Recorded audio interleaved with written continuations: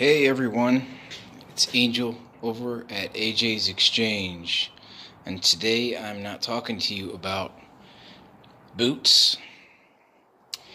Today I'm talking to you about my 2008 Ram 2500 four-wheel drive, and I wanted to talk to you about the steering.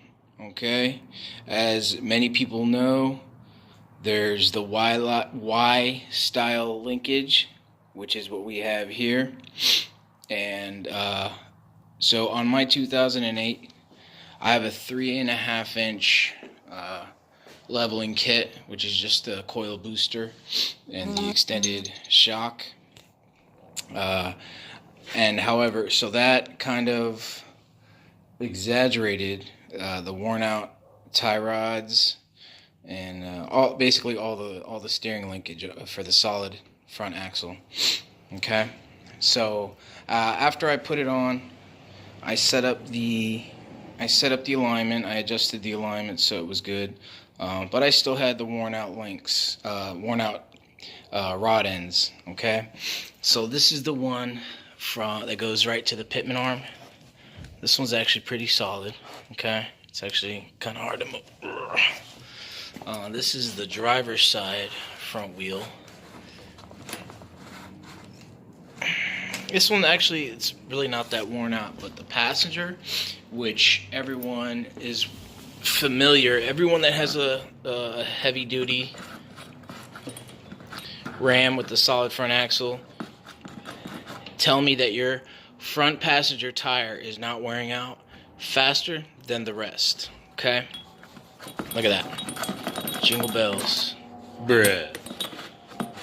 Okay. Now with this style linkage, this is going to give you bump steer, especially more so with your front passenger tire hitting anything, whether it's a speed bump, curb, making a right turn into a parking lot. You're always going to have bump steer, especially with any kind of lift. All right. Again, it exaggerates. Anytime that this front passenger wheel hits anything and it makes the suspension cycle at all, this tie rod end is going to take all the work. After that, goes directly to your steering. Okay? So it's just a poor setup, especially if you plan on going wheeling or lifting your vehicle at all. All right?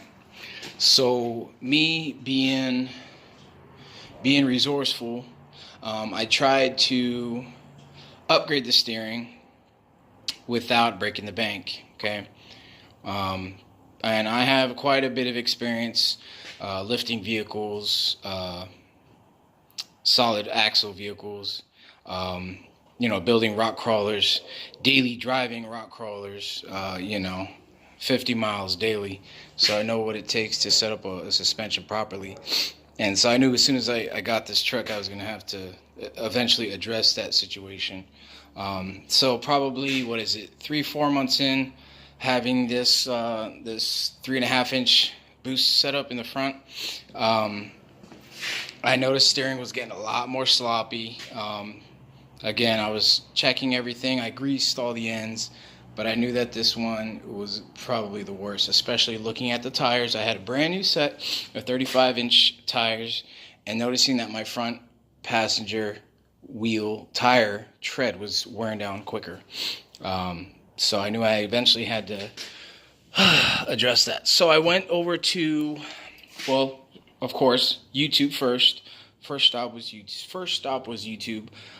Did all my research, and of course, with any off-road heavy duty setup, there's X amount of suspension companies advertising their aftermarket steering linkage setups. However, they're a little more expensive, and while they're well worth the money, well worth the upgrade, I am resourceful, and I tried to figure out a setup that would work for me. I could afford it, but I just was, this isn't for rock crawling. This is for driving to and from work and anywhere else in between. So here's the part number. you know, I did, so one of the videos, I forget his name, I would have given you a shout out, but he talked about updating this linkage to the newer style. So I have a 2008 and a half, they moved to the 4th gen steering, which is a T-Link style. Basically the best heavy duty steering linkage you could get, design anyway. And so I went with Moog, of course. If you're gonna upgrade or if you're gonna update your factory steering or suspension, go with Moog because they're heavier duty and they have lifetime warranty. So here's the part number, the complete pre-assembled steering linkage from Moog, and this is for 2008 and a half or 2009 all the way up until the I'm not sure if it's in all the new heavy duties, but this is the newer style linkage, the T style linkage. All right, all those ends beefier, and it was basically plug and play, bolt in. Okay, so here we have the driver style. Let's start the pitman arm. Okay. Oh, come on. Pitman arm down to the passenger front.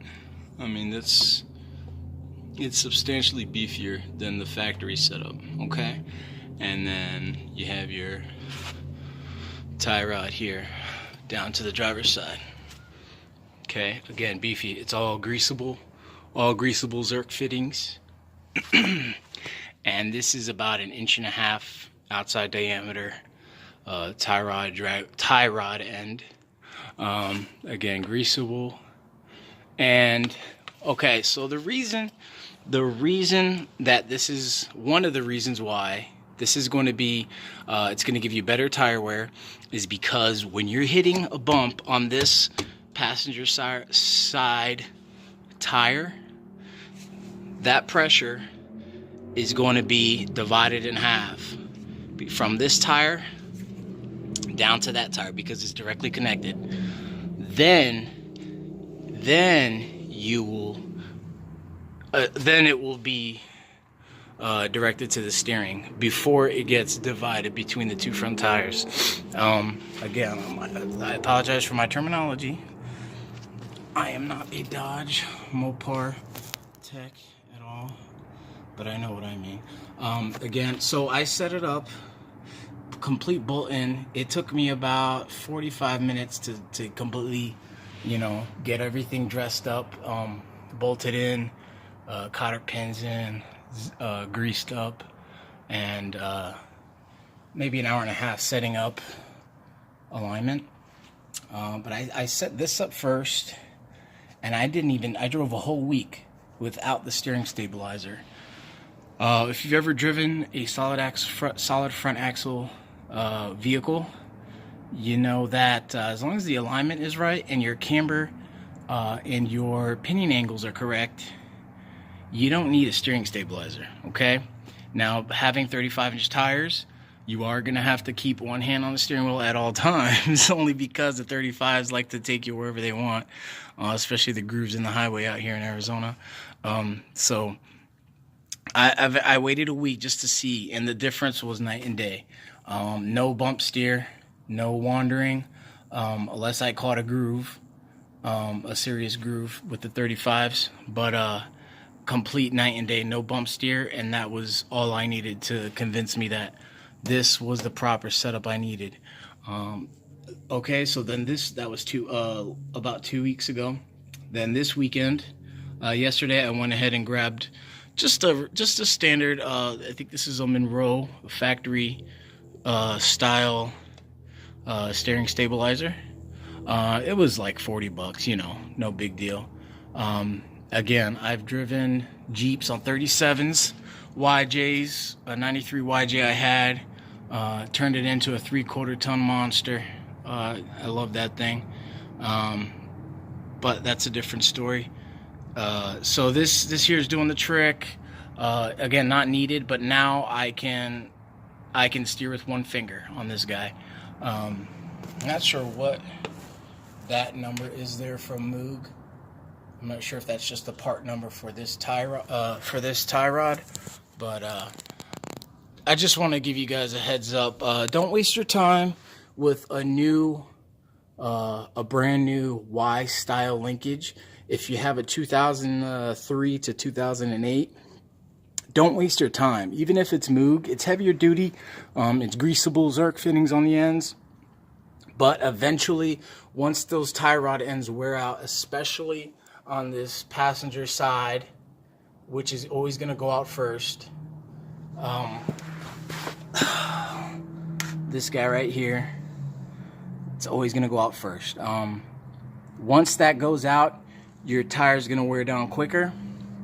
You're going to experience more bump steer, and you're not going to be a happy camper, okay? Yeah, grab a, let me go back to this part number here.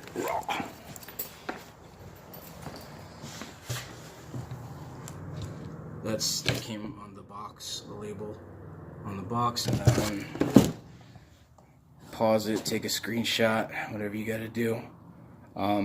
This setup cost me about $600 altogether with the $40 Monroe steering stabilizer. And again, this is not a rock crawling monster. It sits on 35s. It's a 2500, and it's only the 5.7 Hemi that I have. This is not the Cummins. So results may vary as far as life of like the lifetime of the drive of the tie rod ends. I know that the Cummins is about twice as heavy as this Hemi, maybe more. You know, and I have a 12 valve, so I know the difference in weight. And those tie rod ends, whether it's single, two-wheel drive or four-wheel drive, those tie rod ends are getting put through hell with those Cummins. So again, this is the 5.7 Hemi that I'm talking about, but still, that Y-style linkage, doesn't matter. It's garbage. Get rid of it. Put this T-style linkage in. You're going to be a happy camper. And if you want, you can upgrade to this is Moog. This is probably about as good as it gets for a factory setup, factory style setup. Otherwise, you can go with Synergy Solutions. Synergy's got some good stuff. It's probably about $200 more. I think it's like $700 for the whole setup. But that's without the steering stabilizer. So it was about 500 some change for this, and then 40 bucks for the stabilizer. And I'm a happy camper, man. Again, check the drag link angle and compare it to the track bar angle, and it's very similar. These two angles right here don't count because it has like a bump down, but right here from that point on, the distance there to the distance there, it's pretty similar. So again, there's no bump steer here. I'm not getting any of that. All right, just a quick little video. I'm all about the life hacks, and while this isn't really a life hack, just some more value I like to add to you guys. It's here every day. All right, this is Angel. Over and out.